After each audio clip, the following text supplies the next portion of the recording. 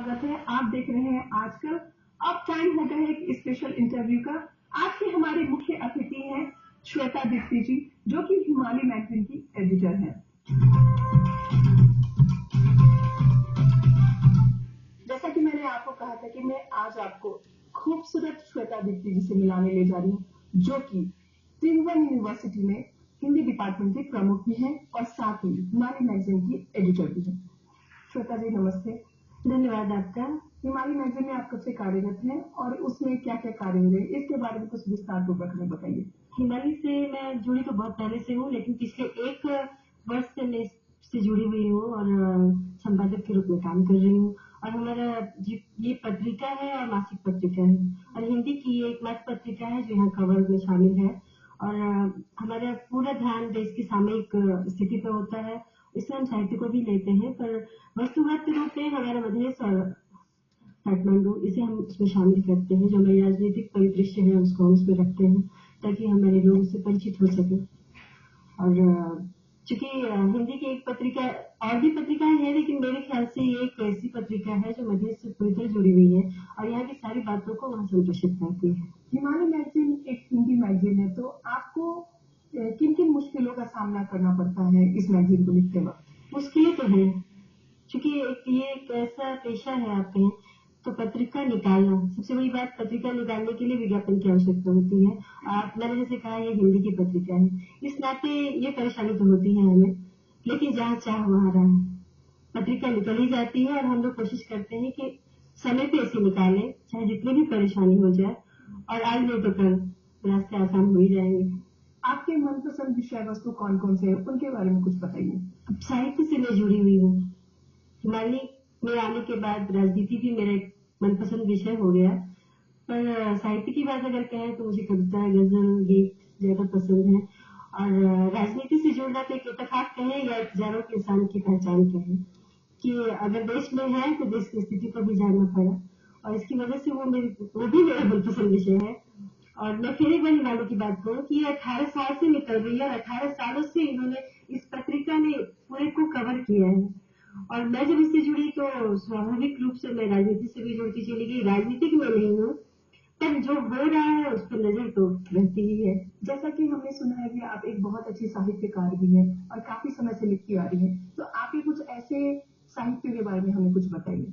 कविता की मेरी एक संग्रह प्रकाशित हो चुकी है और एक कोल्हापुर इंडिया में कोल्हापुर से एक किताब मेरी निकली हुई है, साहित्य और इतिहास कह करके, जिसमें ऐतिहासिकता को और साहित्य को जोड़ करके किया गया है। और मेरी सबसे पहली कविता भारत में मधुमती राजस्थान से निकलती थी साहित्य अकादमी से। उसमें 92 में मेरी एक कविता आई थी और उसके बाद ये लिखने का दौर तो चलता ही रहा। भोजपुरी भी मेरी भाषा है, मैं भोजपुरी में भी लिखती हूँ और प्रज्ञा प्रतिष्ठान से मोदियाइन का अनुवाद हुआ था जिसे मैंने भोजपुरी में अनुवाद किया है। और ऐसे ही भोजपुरी माटी कह करके पत्रिका निकलती है, मैं उसमें भी लिखती हूँ। तो 2-3 किताबें मेरी हैं जो प्रकाशन का इंतजार कर रही हूँ, वो प्रकाशित होने वाली है। हमने सुना है कि आप गजल भी लिखती हैं और गाती भी हैं, और जब आप बहुत खूबसूरत गजल लिखती तो आप कहीं कोई खूबसूरत गजल आपके मुंह से सुनना चाहेंगे? कोशिश करती हूँ मैं। तेरे साथ का गुजरता है तेरे साथ का गुजरता है, फिसल जाती है रेत हाथों से जैसे, आता है जब चांद सिरहाने मेरे, आता है जब चांद सिरहाने मेरे, सिहरता है तन मन हो तुम साथ जैसे, सिहरता है तन मन हो तुम साथ जैसे, तेरे साथ का वक्त गुजरता है ऐसे, थामा है तुमने जो ये हाथ मेरा, थामा है तुमने जो ये हाथ मेरा, महक सी गई हूँ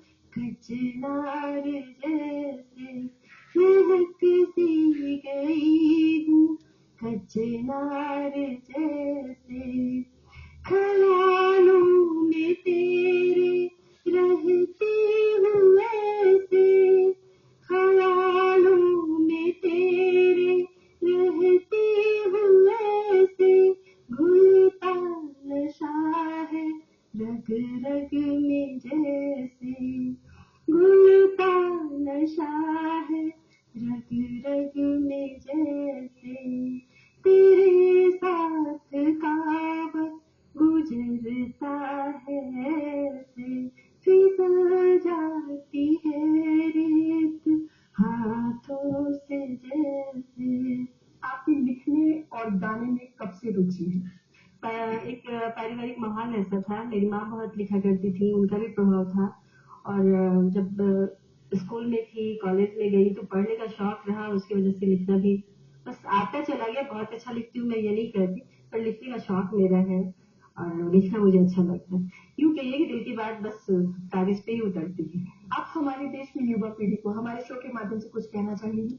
युवा पीढ़ी किसी भी देश के लिए एक नींव का काम करती है। मुझे लगता है उसको किसी भी दुराग्रह पूर्वाग्रह को छोड़ करके वस्तु स्थिति को समझते हुए निर्णय लेना चाहिए, क्योंकि वही आधार होते हैं देश का। वो जैसा सोचेंगे देश वैसा बनेगा।